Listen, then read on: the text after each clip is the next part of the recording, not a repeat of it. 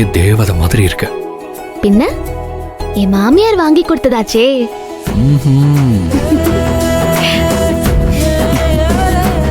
என்னடா அண்ணா, அன்னிக்கிட்ட பல்பு வாங்கினியா? அண்ணி, நீங்க சாதாரண ஆளே இல்ல.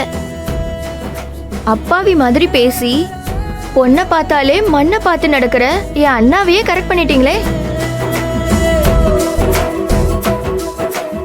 எங்க அம்மா வாயாலேயே நீங்க தான் அவங்க மருமகன்னு சொல்ல வச்சிட்டீங்களே.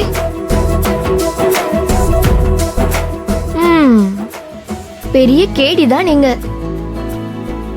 ஆனா ஒண்ணு, எங்க அண்ணாவை ஒழுங்கா பாத்துக்கணும், இல்லைன்னா நான் கேட்பேன். எங்க அண்ணா மாதிரி ஒரு பையன் கிடைக்க மாட்டானான்னு எத்தனை பொண்ணுங்க ஏங்குறாங்க தெரியுமா? அதனால ஒழுங்கா பாத்துக்கிறீங்க சொல்லிட்டேன். சரிங்க. ஏய், என்னடி என் மருமகளை மிரட்டிட்டு இருக்க? அவளுக்கு சப்போர்ட்டுக்கு யாரும் இல்லைன்னு நினைச்சியா?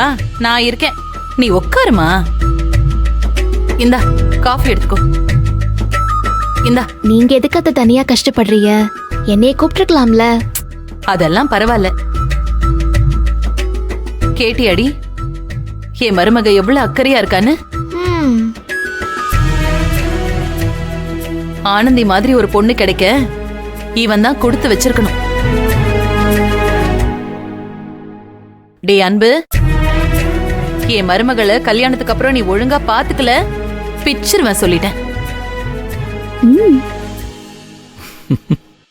அண்ணா, அம்மாவும் ஆனந்தியும் ஒன்னாயிட்டாங்க. இனிமே பார்த்து இருந்துக்க, அவ்வளவுதான் சொல்லுவேன். இங்க பாருமா ஆனந்தி, நீ யார வேணாலும் நம்பு, ஆனா இந்த பயல மட்டும் நம்பாத. மோசமானவன். அம்மா போதும்மா.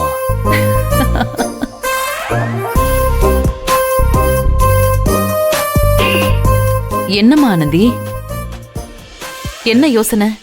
கனவுலையாவது இப்படியெல்லாம் இந்த குடும்பத்துல ஒரு ஆளா இருக்கணும்னு நான் எம்புட்டு ஆசைப்பட்டேன் தெரியுமா அத்த? அதெல்லாம் இப்ப நெசமா நடக்கும்போது ஏதோ கனவு மாதிரி இருக்குது. ரொம்ப சந்தோஷமா இருக்குது அத்த. ஆனந்தி, இருங்க செக் பண்ணிடுவோம். என்னடி செக் பண்ண போற? இருமா பாரு. பாத்தீங்களா, வலிக்குதா? அப்ப கனவில்ல, நிஜம் தானே?